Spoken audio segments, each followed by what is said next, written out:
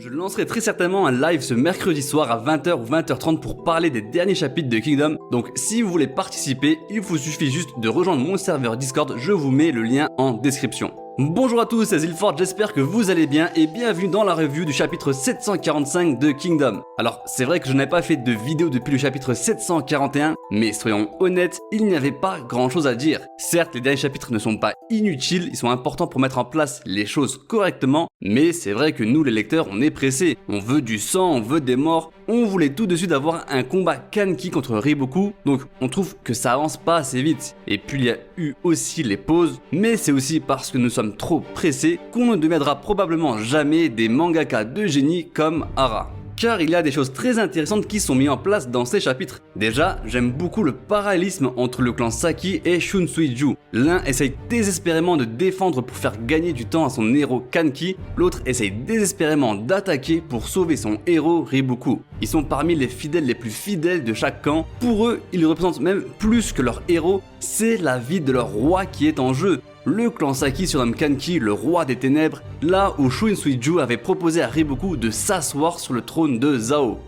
Et il avait raison, il aurait dû faire ça. Je sais pas vous, mais perso j'ai presque ressenti de la pitié en voyant cette planche du clan Saki se battre désespérément comme ça sur le champ de bataille. Car eux ils l'ont bien compris, Kanki est dans une position catastrophique. Sa vie est clairement en danger. D'ailleurs, même Shin, qui détestait encore très profondément le clan Saki au début de l'arc, ce qui est sûrement toujours le cas, a eu je pense de la pitié quand il a vu le clan Saki combattre désespérément comme ça. Il aurait très bien pu les laisser mourir, mais il a choisi de les sauver. Preuve qu'il a été touché d'une certaine façon par le flashback qu'on a eu sur leur passé, et aussi parce qu'ils ont sauvé Denyu dernièrement. Comme je vous l'avais dit dans l'une de mes reviews, ça ne m'étonnerait pas que le clan rejoigne Shin plus tard, si Kanki venait à mourir, et commencer une nouvelle vie en mode rédemption en utilisant leur savoir pour devenir des médecins aguerris sur le champ de bataille. En tout cas, ils se feront sauver par Naki qui reviendra directement à sa position initiale une fois que ça sera fait. Naki, j'adore vraiment ce personnage. Il a une très bonne lecture des situations, il sera pour moi incontestablement l'un des généraux de Shin plus tard. Bref, venons-en maintenant à ce qui nous intéresse vraiment, venons-en au Kanki versus Riboku. Et quel bonheur de voir cette planche de Kanki foncer sur Riboku, lui briser son épée et lui infliger ensuite une blessure à la tête. Je sais pas si vous en rendez compte de l'immense exploit qu'on vient de voir. C'est la première fois depuis le début du manga qu'un général réussit à directement atteindre Riboku sur un champ de bataille. C'est du jamais vu. Et l'exploit est encore plus grand quand on le remet dans son contexte. Kanki te fait ça alors qu'il était de base complètement encerclé. Il l'est toujours d'ailleurs, avec 2 fois moins de soldats que Riboku. Pouvoir se créer une telle opportunité, c'est du pur génie, et ça faut l'accepter. Un autre grand général à sa place, il aurait dit ok, j'ai vu que Gan c'est un piège, je suis encerclé, je fais de mon mieux pour fuir, et c'est tout, je force pas. Ce qui aurait été une très bonne décision aussi. Mais il n'y a que Kanki qui aurait eu ce courage, ou cette folie, d'essayer quand même de prendre la tête de Riboku. Enfin bref, c'est incroyable. Mais il y a aussi autre chose, pourquoi Jukyu n'avait pas réussi à atteindre Riboku lors de la coalition? Pourquoi Gekishin n'avait pas réussi à l'atteindre non plus? Pourquoi Shin n'a pas pu l'attaquer à Gyu? Tout simplement parce qu'il y avait son joker, Uken, qui apparaissait à chaque fois pour le défendre. Je trouvais ça presque un peu précipité qu'Uken soit tué dès le premier arc de l'invasion de Zao, mais il est clair que sa disparition a des conséquences. La preuve en est aujourd'hui. Par contre, il est évident que ce coup ne tuera pas Riboku, et c'est fort possible que c'était là la dernière chance de toucher Riboku. Là, on a Futei qui va intervenir. Dans le dernier chapitre, le fils de Bananji disait que des renforts étaient en train de venir aussi, peut-être il s'agit d'ailleurs de son père, et surtout dans ce chapitre, on a Kohakuko qui se dirige vers lui. Même si je m'en fous un peu du personnage, je trouve ça très intéressant que Kanki soit confronté aux conséquences de ses actes. Il va avoir face à lui un général qui ne reste en vie que pour se venger, que pour le tuer. J'ai hâte de voir ce que ça va donner. En tout cas, j'espère qu'on ne va pas trop s'éterniser sur les combats. C'est censé être une embuscade surprise qui doit être exécutée très rapidement avant que les renforts continuent d'arriver. Faut pas y passer 10 chapitres. En tout cas, si on prend du recul sur cette bataille, je pense qu'il est évident maintenant aux yeux de tous que Kanki ne peut plus remporter la victoire. Je pense qu'il vient de perdre sa dernière chance de tuer Riboku. Même si je ne le vois pas gagner, je ne le vois pas mourir pour autant. Je reste sur mes positions, on a encore beaucoup à apprendre sur ce personnage, il ne peut pas mourir tout de suite.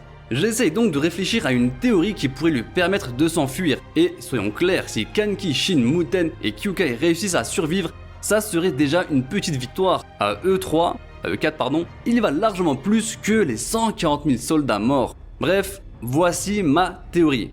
Mais juste avant de la dire, j'aimerais rappeler un point. Actuellement, l'armée de Zhao n'est pas composée des 300 000 soldats, mais de 100 000. Dans cette case, on dit qu'on n'a jamais vu une armée de 100 000 hommes se déplacer aussi vite. Il est donc possible que les 200 000 autres soldats soient restés à Gian. De son côté, Kanki le reste sont 10 000, ce qui fait du 1 pour 10, donc les chances de s'enfuir sont proches de 0. Mais déjà, ces 100 000 sont complètement dispersés, ils sont pas tous réunis en un seul bloc. Mais comme on peut le voir dans cette planche, ils sont éparpillés autour de la forêt. Donc faire une percée me paraît possible, mais à deux conditions. La première, c'est que Riboku ne soit plus capable de diriger les forces de Zhao. Avec un Riboku aux commandes, la fuite me paraît impossible. Mais dans ce chapitre, Riboku a pris un coup très violent sur la tête. Il perd beaucoup de son sang, donc grâce à cette blessure, je me dis que c'est possible de l'écarter du champ de bataille sans qu'il soit mort, qu'il s'évanouisse et qu'on l'emmène à l'infirmerie. La deuxième condition, c'est de recevoir des renforts. Réussir à s'enfuir avec juste 10 000 soldats, ça me paraît très difficile et je pense que Kanki ne va recevoir aucune aide de l'extérieur. Yotanoa est beaucoup trop loin, Usen a dit qu'il ne bougerait pas maintenant, et à cause de Romou, il est difficile d'envoyer des renforts depuis Kin. Donc, qui reste-t-il comme renfort possible ? Eh bien, il y a une seule armée que tout le monde semble oublier, c'est les restes de l'armée de Kanki. Je pense qu'une armée de bandits pourrait sortir de nulle part pour aider Kanki à s'enfuir. Rappelez-vous la veille, Kanki avait réussi à percer l'encerclement avec une bonne partie de son armée. Alors la nuit, beaucoup se sont fait tuer et attraper par Zhao, mais je pense quand même que dans les ténèbres, beaucoup de bandits ont réussi à s'enfuir, peut-être 20 000 soldats. Peut-être même que Naki avant la bataille a appris l'existence de cette forêt entre Gian et Ika, qu'il en a informé Kanki et que lui-même ait fait passer la consigne de se retrouver là-bas s'il se passe quelque chose. D'ailleurs, Kanki n'a même pas besoin de leur dire, ce sont des bandits, ils savent se cacher. Ils vont pas se cacher dans des plaines derrière un caillou, non, ils vont plutôt utiliser les avantages topographiques de la région, donc ici c'est une forêt. Si 20 000 bandits ont réussi à s'enfuir, avec les 10K de Kanki ça en ferait 30 000. Et là, ça peut faire une bonne percée. Après, évidemment, ça reste qu'une théorie. Peut-être qu'ils sont tous morts. Mais à part ça, je vois pas du tout comment Kanki pourrait s'enfuir. Car il faudrait repasser par Gian et Sekirei, qui sont entre les mains de Zhao. Bref, ça devient impossible à prédire. Mais tant mieux, c'est ce qui rend la lecture encore plus passionnante. Et vous, dans les commentaires, dites-moi si vous pensez que Kanki va réussir à s'enfuir ou non. Et si oui, comment le pourrait-il ? Comme je l'ai dit en début de vidéo, on pourra parler de tout ça en live dès ce soir à 20 h. Donc n'oubliez pas de rejoindre le Discord et je vous dis donc à ce soir.